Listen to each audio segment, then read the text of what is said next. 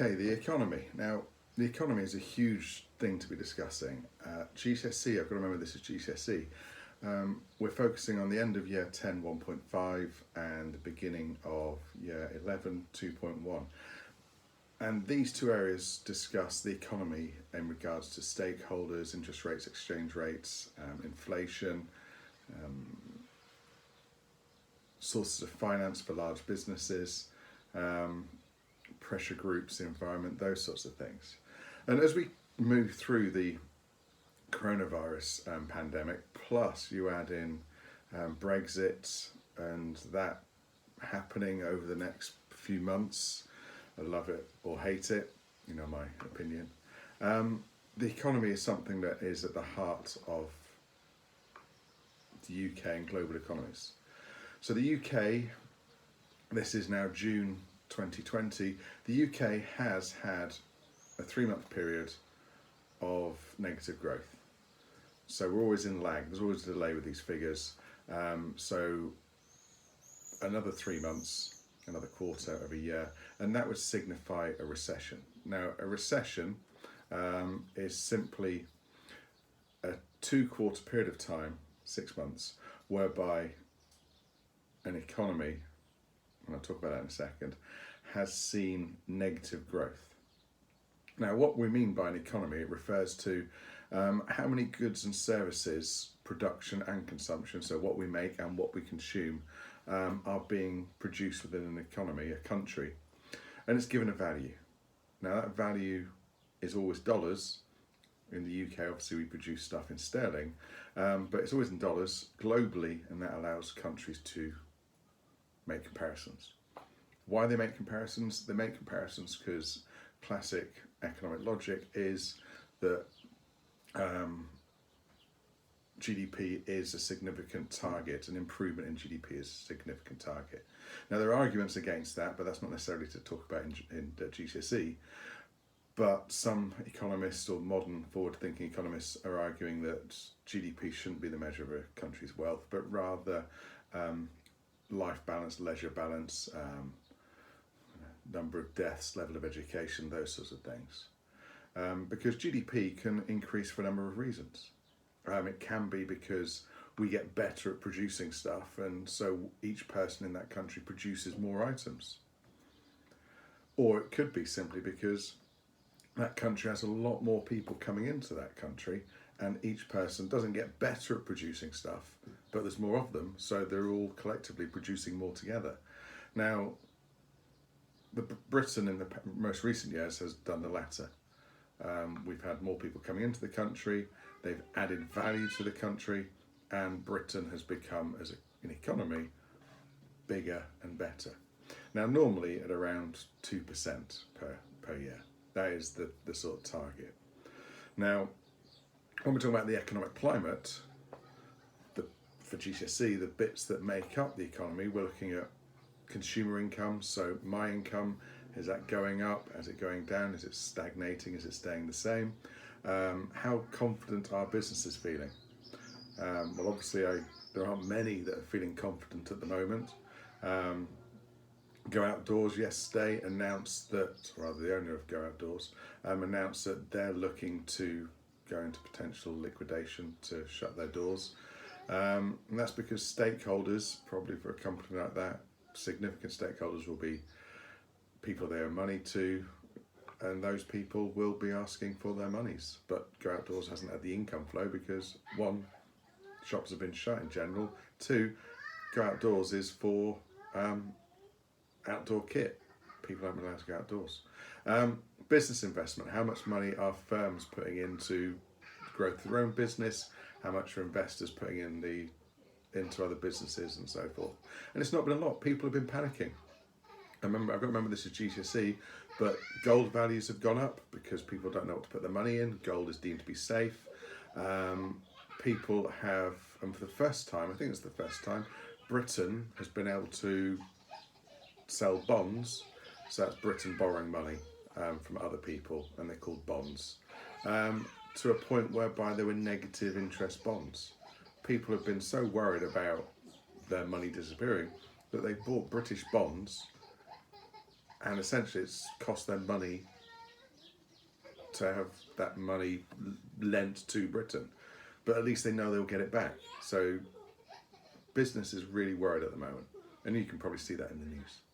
And then obviously job vacancies, not as badly as America, but Britain has seen a huge increase in unemployment levels, and that's obvious again.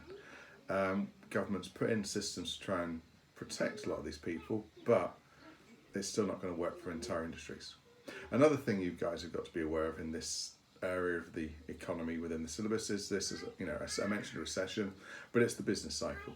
The business cycle is literally just the ups and downs of how economies do well, they do badly. It's called a cycle because many people believe that these things are cyclical, that you'll go through a period of growth which will follow a slump, and it'll do that. Now it's government's job to try and stop that and make it more like that, so that we as individuals and businesses can plan. We know how to deal with our cash flows. We know maybe that there's going to be some slow times coming, but we're going to be fine. And so you've got recession, which I just mentioned. You've got recovery. Obviously, that's as a government starts to improve its position. You've got a boom. That's when GDP is high. Everyone's happy. Everybody's buying. Loads of jobs. Lots of money going into industry, into firms. You get the idea. It's the good times. But the problem with these huge booms is that you've got to imagine the economy is like a balloon. If you blow up a balloon too quickly, too much, without any control, it'll pop. And then if it's popped, that takes you straight into a slump, or even worse, into a recession over a period of time. And in a recession, the opposite to a boom, you've got unemployment, no one's buying anything, companies aren't spending, people are worried. If they've got jobs, if they're unemployed, there's not a lot they can do, but if they've got jobs, they're probably saving more for a rainy day than they are spending it. Governments then have to step in. Well, they don't have to, but many governments then step in to try and fill that void. At the moment, within the economy, we do have job losses. We've got firms closing their doors, going bankrupt. We've got other firms pulling back production, so people aren't working. And a big hit is the younger generation again. These guys tend to be employed in things like apprenticeships or service sector, lower skills, things where they might not necessarily have a 12, 24, full-time contract or whatever. They might be on 0-hour contracts, and if you're on a 0-hour contract and there's no work available, you just don't get any work. And that makes you less mobile as well. You can't find work, so you're stuck at home. Buying a car or servicing and insurance is expensive, so you guys aren't driving because it's too expensive. So it means it's problematic for you guys to get to work. Now, the factors that you guys have to understand, I'm not going to go into it too much detail at this point, as I mentioned, these are interest rates. The reward you get for having money in the bank, or it's the cost of borrowing money. Now, in a GCSE, especially paper 1, any question you get in regards to which source of finance should you go for, a bank loan or a business angel, that sort of question that comes up, the 9-point questions or so. You talk about what's good about bank loans or bad about bank loans. You talk about what's good about a business angel. Those who can't remember, a business angel is a Dragon's Den guy. You go to them, they give you money, they will even give you advice because obviously they're now a stakeholder in your business, but they will want a portion of your business and a profit. A bank won't be so intrusive, but because you're borrowing from a bank, you've got that cost of borrowing money, that interest. And so it will cost you money. Possibly more than an angel, but they are more likely to leave you alone. And banks are in the high street, they're more accessible, you can get hold of them. During booms, banks love lending money. During a recession or a slump, they're more reluctant to lend money, which is harsh because during a boom, businesses are doing well. They've got customers, they don't necessarily need to borrow money, but banks would be willing. During a recession, when there aren't customers and to help your cash flow, you need to have access to banks and so forth, and they become very unwilling to lend money because they're scared of the risk. Again, the government during this pandemic has had conversations with banks, and they have made terms and conditions a little bit easier for not only businesses but individuals as well. In America, it's a bit messed up. They've been given individuals, normal people, for example, have been given a 3-month waylay or a delay in their mortgage payments. In the UK, you've got a 3-month break. So if you wanted to, you could basically not pay your mortgage for 3 months and then add it on to your mortgage at the end. So you do pay it, but for 3 months you've got no outgoings and you've got a bit of flexibility. In America, however, it's more of a situation where you've got 3 months or 2 months, and then the third month, and in the third month you've got to pay it all back. If you've not been working for 3 months, you haven't got the money to pay it all back. So it's a ridiculous policy, but that's how America is working over there. You've got exchange rates, and there's acronyms that will help you out with that if you're an acronym sort of person. But essentially, strong pounds, if you've got a strong pound, it makes imports cheaper. If you've got a weak pound, it makes exports cheaper. And most of the stuff we buy is imported. So as individuals, we probably, on a selfish level, and a business that imports stock on a selfish level would want a high value currency because we can buy foreign goods cheaply.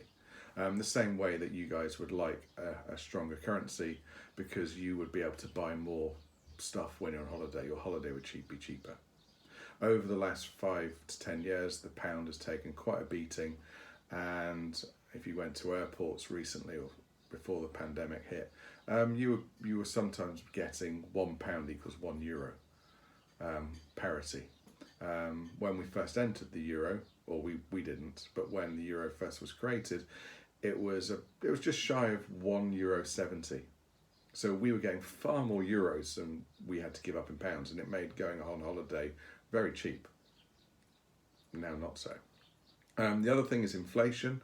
Inflation is essentially the rate at which prices are increasing on an annual basis. It's normally measured.